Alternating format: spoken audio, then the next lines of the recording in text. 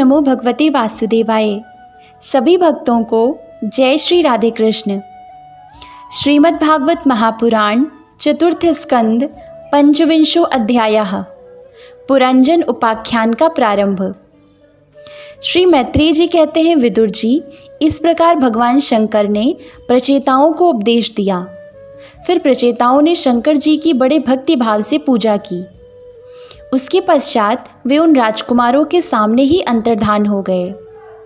सब के सब प्रचेता जल में खड़े रहकर भगवान रुद्र के बताए स्रोत का जप करते हुए 10,000 वर्ष तक तपस्या करते रहे।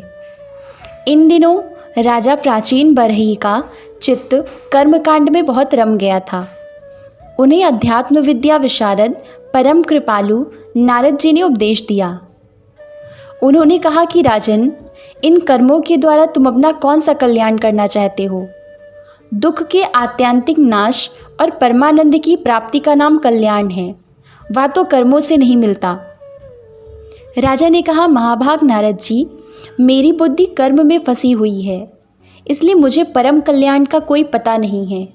आप मुझे विशुद्ध ज्ञान का उपदेश दीजिए, जिससे मैं इस कर्म बंधन से छूट जाऊं। जो पुरुष कपट धर्म में गृहस्थ आश्रम में ही रहता हुआ पुत्र, स्त्री और धन को ही परम पुरुषार्थ मानता है, वह अज्ञानवश संसार आरण्य में ही भटकता रहने के कारण उस परम कल्याण को प्राप्त नहीं कर सकता। श्री नारद जी ने कहा, देखो, तुमने यज्ञ में निर्दयता पूर्वक जिन हजारों पशुओं की बलि दी है, उन्हें आकाश में देखो। ये सब तुम्हारे द्वारा प्राप्त हुई पीड़ाओं को याद करते हुए बदला लेने के लिए तुम्हारी बाट देख रहे हैं। जब तुम मरकर परलोक में जाओगे, तभी अत्यंत क्रोध में भरकर तुम्हें अपनी लोहे के से सींगों से छेदेंगे। अच्छा, इस विषय में मैं तुम्हें एक प्राचीन उपाख्यान सुनाता हूँ। वह राजा पुरंजन का चरित्र है, उसे तुम मुझसे सावधान होकर सुनो। राजन, पूर्व काल में पुरंजन नाम का एक बड़ा यशस्वी राजा था। उसका अविज्ञात नामक एक मित्र था। कोई भी उसकी चेष्टाओं को समझ नहीं सकता था। राजा पुरंजन अपने रहने योग्य स्थान की खोज में सारी पृथ्वी में घूमा। फिर भी जब उसे कोई अनुरूप स्थान ना मिला, तब वह कुछ उदास सा हो गया। उसे तरह तरह के भोगों की लालसा थी। उन्हें भोगने के लिए उसने संसार में जितने नगर देखे, उनमें से कोई भी उसे ठीक न जचा। एक दिन उसने हिमालय के दक्षिण तटवर्ती शिखरों पर कर्मभूमि भारतखंड में एक 9 द्वारों का नगर देखा। वह सब प्रकार के सुलक्षणों से संपन्न था। उससे मार्ग में चलने वाले बटोहियों को ऐसा भ्रम होता था मानो वह बगीचा विश्राम करने के लिए उन्हें बुला रहा है। राजा पुरंजन ने उस अद्भुत वन में घूमते घूमते एक सुंदरी को आते देखा, जो अकस्मात उधर चली आई थी। उसके साथ 10 सेवक थे, जिनमें से प्रत्येक 100 नायिकाओं का पति था। एक 5 फन वाला सांप उसका द्वारपाल था, वही उसकी सब ओर से रक्षा करता था। वह सुंदरी भोली भाली किशोरी थी और विवाह के लिए श्रेष्ठ पुरुष की खोज में थी। वीर पुरंजन ने लज्जायुक्त मुस्कान से और भी सुंदर लगने वाली उस देवी से मधुर वाणी में कहा, साध्वी, इस समय आ कहाँ से रही हो? भीरू, इस पुरी के समीप तुम क्या करना चाहती हो? तुम्हारे साथ इस 11वें महान शूरवीर से संचालित ये 10 सेवक कौन हैं? और ये सहेलियां तथा तुम्हारे आगे आगे चलने वाला यह सर्प कौन है? देखो, मैं बड़ा ही वीर और पराक्रमी हूँ, इसलिए सुंदरी, अब तुम्हें मुझ पर कृपा करनी चाहिए। श्री नारद जी ने कहा, वीरवर, जब राजा पुरंजन ने अधीर से होकर इस प्रकार याचना की, तब उस बाला ने भी हंसते हुए उसका अनुमोदन किया। वह भी राजा को देखकर मोहित हो चुकी थी। वह कहने लगी, नरश्रेष्ठ, हमें अपने उत्पन्न करने वाले का ठीक ठीक पता नहीं है, और ना हम अपने या किसी दूसरे के नाम या गोत्र को ही जानती हैं। वीरवर, आज हम सब इस पुरी में हैं, इसके सिवा मैं और कुछ नहीं जानती। मुझे इसका भी पता नहीं है कि हमारे रहने के लिए यह पुरी किसने बनाई। ये पुरुष मेरे सखा और स्त्रियां मेरी सहेलियां हैं, तथा जिस समय मैं सो जाती हूँ, यह सर्प जागता हुआ इस पुरी की रक्षा करता रहता है। शत्रुदमन, आप यहाँ पधारे, यह मेरे लिए सौभाग्य की बात है। आपका मंगल हो। आपको विषय भोगों की इच्छा है, उसकी पूर्ति के लिए मैं अपने साथियों सहित सभी प्रकार के भोग प्रस्तुत करती रहूँगी। इस 9 द्वारों वाली पुरी में मेरे प्रस्तुत किए हुए इच्छित भोगों को भोगते हुए आप सैकड़ों वर्षों तक निवास कीजिए। इस लोक में गृहस्थाश्रम में ही धर्म, अर्थ, काम, संतान सुख, मोक्ष, सुयश और स्वर्ग आदि दिव्य लोकों की प्राप्ति हो सकती है।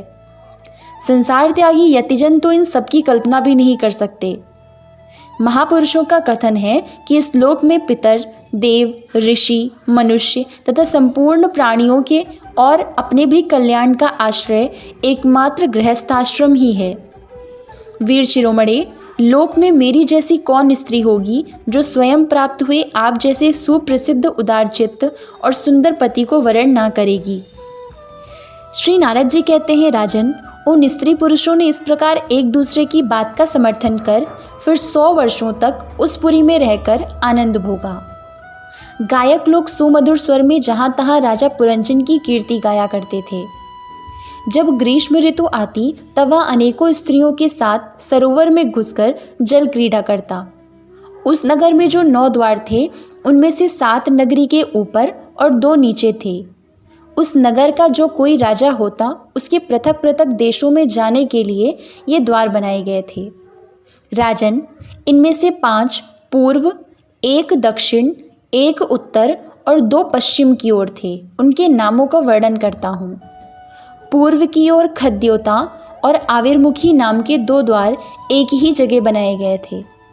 उनमें होकर राजा पुरंजन अपने मित्र द्युमान के साथ विभ्राजित नामक देश को जाया करता था। इसी प्रकार उस ओर नलिनी और नालिनी नाम के 2 द्वार और भी एक ही जगह बनाए गए थे। उनसे होकर वह अवधूत के साथ सौरभ नामक देश को जाता था। पूर्व दिशा की ओर मुखिया नाम का जो 5वां द्वार था उसमें होकर वह रसज्ञ और विपन्न के साथ क्रमशः बहुदन और आपड़ नाम के देशों को जाता था। पुरी के दक्षिण की ओर जो पितृहु नाम का द्वार था उसमें होकर राजा पुरंजन श्रुतधर के साथ दक्षिण पांचाल देश को जाता था। उत्तर की ओर जो देवहु नाम का द्वार था उससे श्रुतधर के ही साथ वह उत्तर पांचाल देश को जाता था।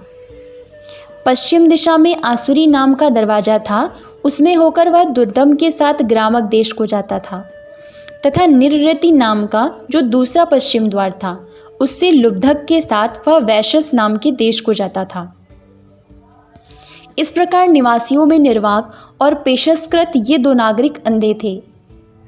राजा पुरंजन आँख वाले नागरिकों का अधिपति होने पर भी इन्हीं की सहायता से जहाँ तहाँ जाता और सब प्रकार के कार्य करता था। जब कभी अपने प्रधान सेवक विशुचीन के साथ अंतःपुर में जाता तब उसे स्त्री और पुत्रों के कारण होने वाले मोह, प्रसन्नता और हर्ष आदि विकारों का अनुभव होता। उसका चित्त तरह तरह के कर्मों में फंसा हुआ था और काम परवश होने के कारण वह मूढ़ रमणी के द्वारा ठगा गया था। उसकी रानी जो जो काम करती थी वही वह भी करने लगता था। जब वह मद्यपान करती तब वह भी मदिरा पीता और मद से उन्मत्त हो जाता था।